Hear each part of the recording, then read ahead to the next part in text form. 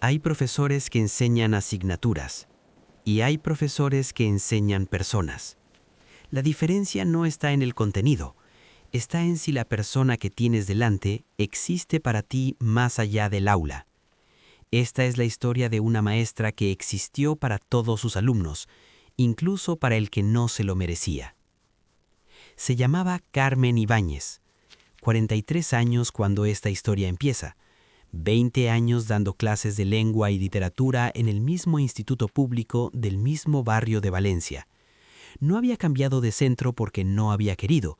Había tenido ofertas, centros privados, mejores condiciones económicas, menos horas, más recursos. Siempre había dicho que no. Decía que los alumnos que más necesitaban un buen profesor eran los que estaban en los institutos donde nadie quería quedarse, y que si todos los buenos profesores se iban a los sitios cómodos, los alumnos de los sitios difíciles recibían lo que sobraba. Eso no le parecía bien, así que se quedó. En su clase de tercero de la ESO había un alumno llamado Javier, 15 años, el tipo de chico que en los claustros de profesores se describe como difícil y que en realidad es el tipo de chico que lleva años diciendo que algo no va bien y que nadie ha sabido escuchar. Javier llegaba tarde, interrumpía, hacía comentarios que arrancaban las risas de los demás y cortaban la clase. Tenía también, cuando quería, una inteligencia que Carmen había identificado en las primeras semanas y que nadie más en el claustro parecía haber visto, o no querían verla, que no es lo mismo. Lo que Javier le hizo a Carmen ese año no fue un incidente aislado, fue una campaña.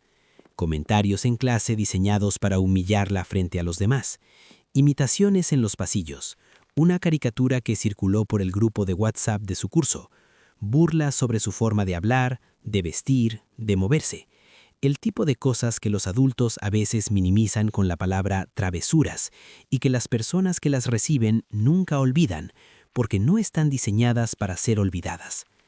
Carmen siguió dando clase, no como si no pasara nada, sino como alguien que ha decidido que lo que pasa no va a cambiar lo que ella hace. Habló con Javier una vez, a solas, sin testigos, sin amenazas. Le preguntó qué le estaba pasando. Javier no respondió, pero dejó de hacerlo durante 3 semanas. El año terminó. Javier pasó al siguiente curso. Carmen siguió en el mismo instituto, con los mismos alumnos que llegaban cada septiembre con sus propias versiones de lo que Javier había traído el año anterior. Lo que le había hecho Javier no desapareció. Las cosas así no desaparecen. Pero Carmen lo había guardado en el lugar donde guarda las cosas que no pueden cambiarse y que tampoco deben definirte. Llevó 17 años guardado allí. 17 años después, Carmen Ibáñez era directora del Departamento de Selección y Desarrollo de Talento de una consultora de recursos humanos con presencia en 4 países. No había dejado la enseñanza de golpe, había sido un proceso. 20 años en el aula, un máster, un trabajo en formación corporativa, otro en consultoría educativa, y luego esto. Llevaba 6 años en el cargo. Había construido un equipo de 16 personas. Había diseñado el sistema de evaluación de candidatos que la empresa usaba en todos sus procesos. El sistema tenía una filosofía muy específica, que el talento no se parece siempre a lo que uno espera que se parezca el talento, que hay que saber mirar antes de concluir. Javier tenía 32 años cuando envió su candidatura. Había tenido una trayectoria irregular, 3 empresas en 8 años, un par de proyectos propios que no habían terminado de cuajar, un currículum que en manos de un seleccionador convencional no habría pasado el primer filtro.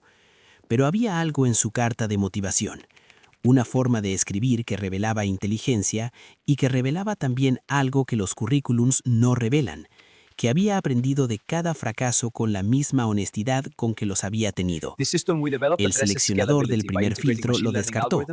Carmen lo recuperó del montón de rechazados. Lo hizo sin saber quién era. Su criterio era el criterio que siempre aplicaba. Lo citó para una entrevista. Javier llegó a la entrevista con la preparación de alguien que sabe que su currículum no habla por sí solo y que tendrá que hablar él. Entró a la sala y vio a la entrevistadora. Tardó 4 segundos.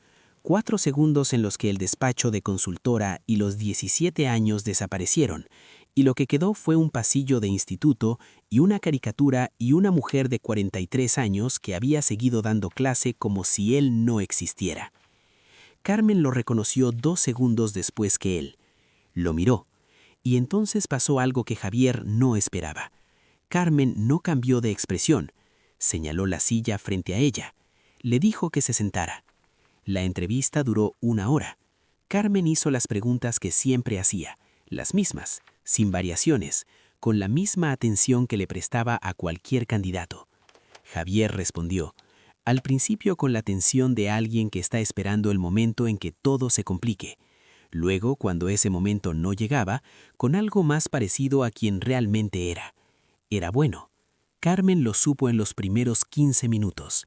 Era exactamente el tipo de persona que su sistema estaba diseñado para encontrar.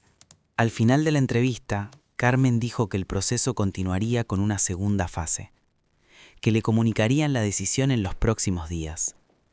Javier se levantó, recogió su chaqueta, y entonces se detuvo.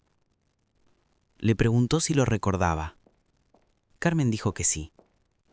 Javier dijo que lo sentía. No elaboró, no explicó, no construyó la arquitectura de una justificación. Solo lo dijo. Carmen lo miró un momento. Luego dijo algo que Javier guardó el resto de su vida. Le dijo que lo sabía, que lo había sabido desde aquella conversación a solas, que los chicos que hacen lo que él hizo casi nunca lo hacen porque son malos. Casi siempre lo hacen porque algo los está aplastando y no saben cómo pedir ayuda. Le dijo que había sido un mal año para él, que también lo había sido para ella, que las dos cosas eran verdad simultáneamente y que así era como funcionaban las cosas reales. Y que si pasaba a la segunda fase sería porque era el candidato adecuado para el puesto, y que si no pasaba sería por la misma razón, que lo que había ocurrido 17 años atrás no iba a entrar en esa ecuación en ninguna dirección. Javier pasó a la segunda fase, y a la tercera, y consiguió el puesto. Lo que construyó en esa empresa en los 4 años siguientes fue lo que su currículum irregular no había podido mostrar. Carmen nunca habló del pasado con él, ni una vez. No porque lo hubiera olvidado, sino porque había decidido que no era relevante para lo que estaban construyendo. Eso también es una forma de enseñar. Hay una cosa que Javier dijo en una conversación con su equipo años después. Alguien le preguntó quién había sido la persona más importante en su trayectoria profesional. Esperaban que nombrara a un mentor de empresa, a un socio, a alguien de los últimos 10 años.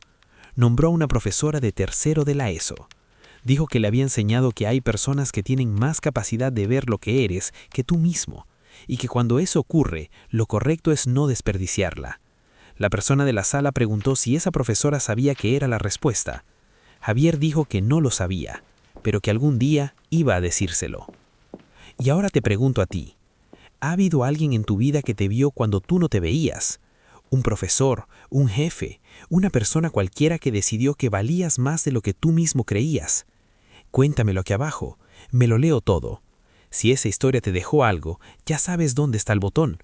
La próxima historia también tiene a alguien que decidió ver lo que otros no veían. Y también tiene un giro que llega exactamente cuando tiene que llegar. Hasta la próxima.